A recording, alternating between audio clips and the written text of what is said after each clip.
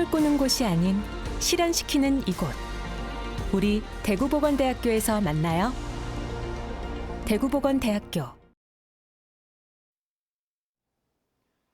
여러분 안녕하십니까? 신산업 분야 기업들이 몰려드는 대구. 더 이상 꿈 같은 얘기가 아닙니다. 다양한 국책사업 유치에 정부의 균형 발전 정책인 기회발전 특구까지 더해지면 대구가 수도권보다 기업하기 더 좋은 도시로 바뀔 수 있습니다. 백약이 무효했던 지방 살리기에 이른바 1+1 정책이 먹혀들지 기대가 커지고 있습니다. 권준범 기자가 보도합니다. 대구 달성군 테크노폴리스입니다. 2028년이면 우리나라 서비스 로봇의 기준이 바로 이곳에서 만들어집니다. 로봇 제품을 실제 환경에서 검증하고 사업화에 필요한 실증 데이터를 제공하는 국가 로봇 테스트 필드가 들어서기 때문입니다. 플레이그라운드가 잘 되면 기업 유치하는 데 상당히 도움이 되겠죠. 그래서 대한민국에서 로봇 산업을 하려면 대구로 와야 된다. 이런 의미가 하나 있고요. 국책사업 유치로 산업 인프라만 좋아지는 게 아닙니다. 정부가 지역균형 발전 정책으로 추진 중인 기회발전 특구를 통해 기업들에게 엄청난 혜택도 주어집니다. 기회발전 특구안에 따르면 취득세와 법인세 등 각종 세금은 10년 동안 면제해주고 특히 기업의 상속세는 최대 800억 원까지 공제됩니다. 주택 특별 공급도 이뤄질 예정입니다. 현재로선 시도마다 한 곳씩 배정될 가능성이 높아서 다른 지자체와 경쟁보다는 지역 특성을 살려 경쟁력 있는 운영 방안을 마련하고 특구 영역을 넓히는 게 과제입니다. 대형 국책사업과 연계해서 저희 기회발전 특구를 조성할 계획이고요. 더 나아가서는 군의군의 신공항 연계한 첨단 산업단지라든가 제2국가 산업단지까지도 이제 확대해 나갈 계획입니다. 지역 정치권도 관련 법안 통과에 사활을 걸고 있습니다. 원래 내로는 가능한 빨리 통과시키고 싶은데요. 이게 각 부처들하고의 이해관계가 상충되는 부분들이 있어가지고 법안 통과의 중요성을 다 알고 계시기 때문에 협력해서 빠른 시간 내에 통과시키도록 하겠습니다. 여기에다 빠르면 다음 달 국내 최초로 모든 규제가 사라지는 글로벌 혁신 특구에까지 선정이 되면 기업이 몰리는 첨단 도시 대구에 날개를 다는 셈입니다. TBC 권준범입니다. 대구 경북 신공항 개항에 맞춰 경상북도가 스마트 항공 물류단지를 의성군에 조성하기 위한 용역에 착수했습니다. 경북도는 용역을 통해 첨단 지능형 항공 물류단지 마스터 플랜과 자유무역 지역 계획을 수립하고 글로벌 항공 화물 운송사와 전자상거래 글로벌 배송센터 유치에 나설 계획입니다. 또 항공 물류 허브 구축을 위해 국토부에 신공항과 물류단지를 잇는 도로 확대와 항공 화물 수요 30만 톤 이상 반영을 건의했습니다. 2차 전지와 수소 연료 전지가 포항에 큰 희망이 되고 있습니다. 특화단지와 클러스터 후속 조치를 속도감 있게 진행하고 이를 바탕으로 글로벌 혁신과 기회발전 특구에 도전할 예정입니다. 정석근 기자입니다. 국가첨단전략산업 2차 전지 특화단지인 포항시는 2030년까지 양극재를 비롯한 2차 전지 소재에서 14조 원을 투자 유치합니다. 양극재만 100만 톤, 다른 2차 전지 소재 100만 톤을 각각 생산해 15,000명의 일자리를 창출합니다. 예타를 통과한 수소연료전지 클러스터를 통해 기업 70개 유치와 함께 일자리 3,600개 창출, 2,000명 가까운 인구 유입 효과를 기대하고 있습니다. 이를 위해 이달 중으로 전지보국위원회를 출범하고 관련 기업들이 협의회를 발족해 동반 성장과 협력 체계를 만들 예정입니다. 현재도 공업용수나 유틸리티 이런 쪽이 전기 이런 쪽이 지원이 우리가 필요한 시점하고 공급되는 시점하고 약간의 어떤 불일치가 있는 것 같아서 이게 기업들이 필요한 시점에 적시에 공급되었으면 좋겠습니다. 특히 지속 가능한 2차 전지 산업을 위해 포스텍을 비롯한 7개 대학교가 연구와 공정, 현장 인재 양성을 위해 힘을 모읍니다. 2030년까지 2차 전지 분야에서만 전문 인력 7,200여 명을 양성할 계획입니다. 대학이 통상적으로 개발해서 이제 대학에 맞는 인력 양성이 아니라 그 실제 포스코 케미칼이나 에코프로 BM에서 필요로 하는 교육 과정을 개발하고 현장에 맞는 인력을 양성하고 있습니다.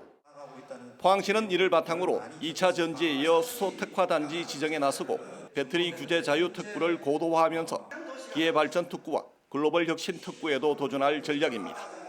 철강 산업으로 우리나라에 보답을 했듯이 앞으로 전지 산업을 대대적으로 일으켜서 국가가 더 크게 부흥할 수 있도록 큰 역할을 해낼 것입니다. 제철 보국에서 2차 전지와 수소 연료 전지를 통한 전지 보국을 선언한 포항시의 새로운 도약이 속도를 내고 있습니다. TBC 정석헌입니다. 내년도 대입 수시 모집 원서 접수가 오늘부터 시작됐습니다.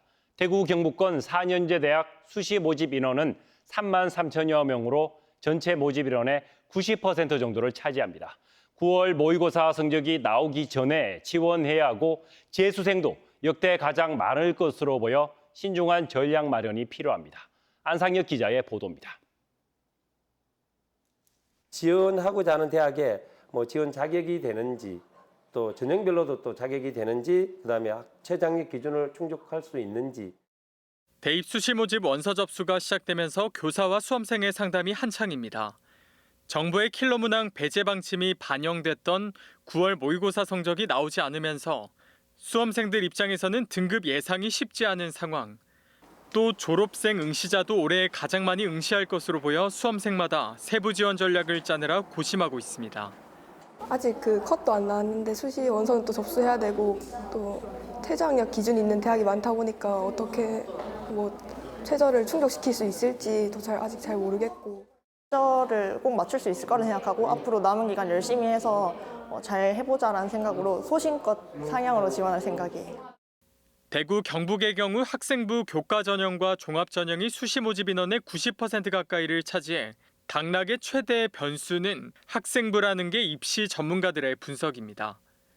수능 최저학력 기준과 정시를 염두에 두고 면접이나 논술고사가 수능 이후에 있는 전형을 중심으로 지원을 검토하고 특히 선택형 수능에 따른 자연계 우위 현상으로 인문계 학생의 최저학력 기준 충족에 대한 대비가 필요합니다.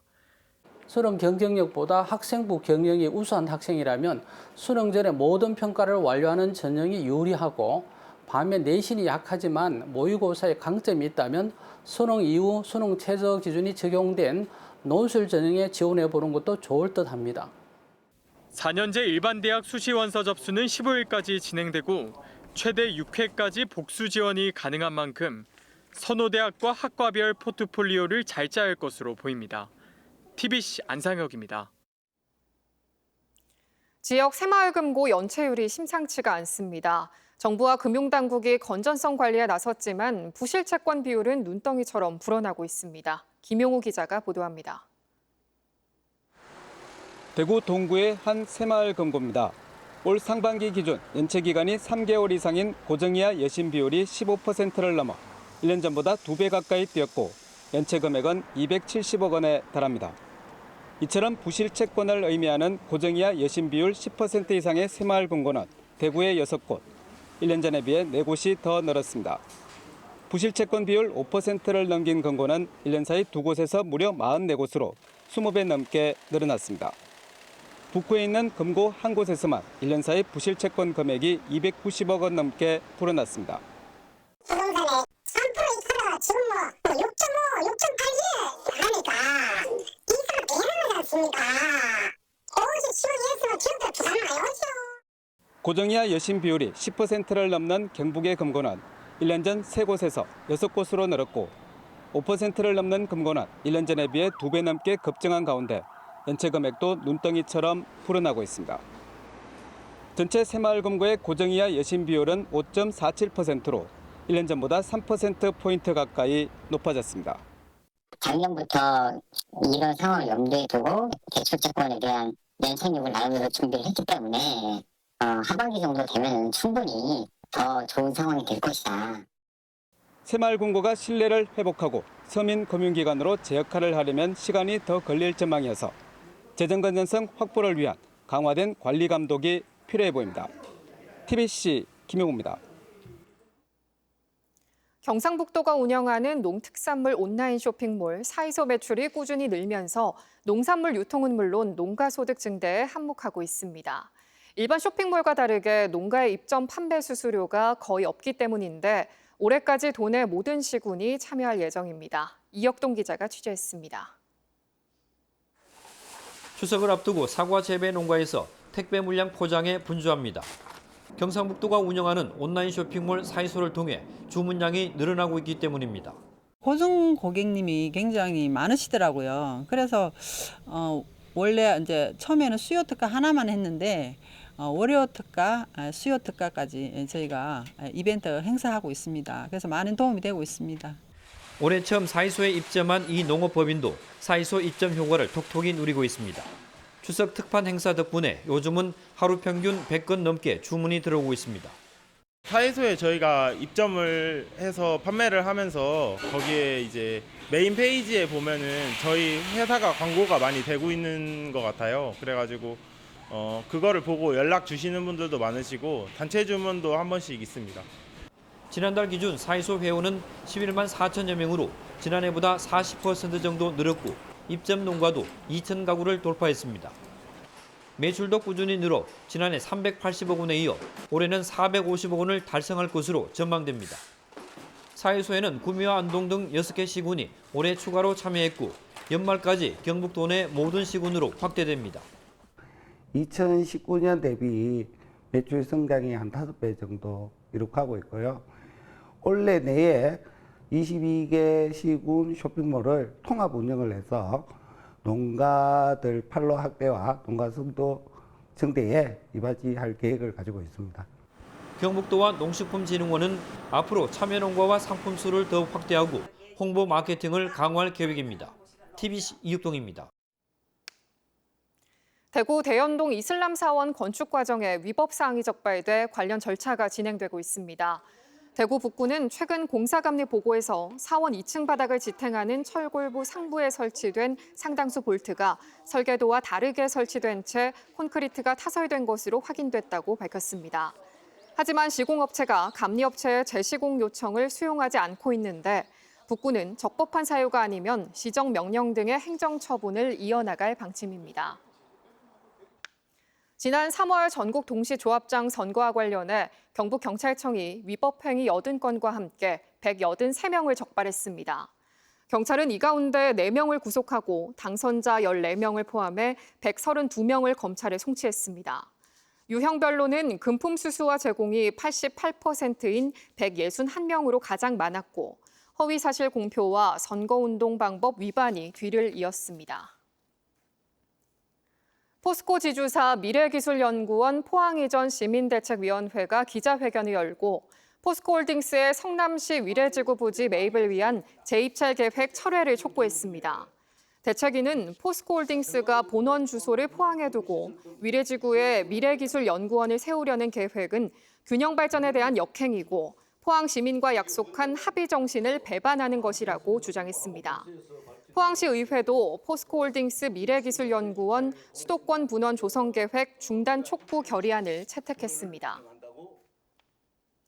대구 미래 50년과 연계한 관광산업 혁신생태계 구축이 필요한 것으로 나타났습니다.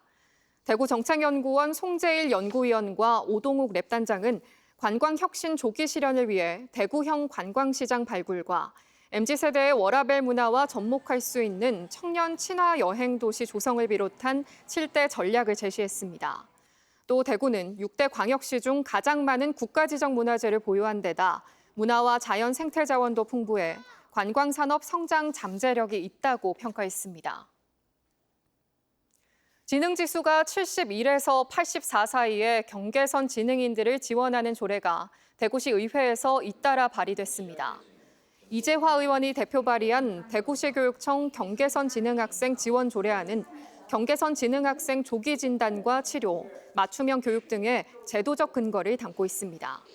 황순자 의원이 대표 발의한 대구시 경계선 지능인 평생교육 지원 조례안은 경계선 지능인의 일상과 사회생활, 여가 활동 등을 평생교육 차원에서 지원하는 내용을 담고 있습니다. 부산 목욕탕 폭발 사고를 계기로 대구 소방본부가 한국석유관리원과 함께 목욕탕 47곳에 대해 소방 검사를 합니다. 주요 검사 항목은 경유나 벙커시유 저장 탱크의 구조와 설비 적합 여부, 그리고 자동 화재 탐지 설비와 스프링클러 등 소방시설 작동 상태입니다. 또 가짜 석유 사용 여부도 살펴볼 예정으로 소방본부는 검사 대상 목욕탕은 20년 이상 오래된 건물이 많아 위험성이 높다고 밝혔습니다. 대구지방검찰청은 1심에서 전 직장 동료 여성을 심리적으로 지배하며 수년간 성매매를 강요하고 성매매 대금을 착취한 혐의로 기소된 40대 A씨의 징역 10년과 A씨 남편의 징역 6년 선고에 대해 항소했습니다. 검찰은 이들이 30대 여성 피해자를 상대로 장기간 잔혹한 방법으로 착취해 무거운 형량이 필요하고 일부 혐의에 대해 무죄가 선고돼 항소했다고 밝혔습니다. 앞서 검찰은 A씨에게 징역 15년, B씨에게 징역 10년을 구형했습니다.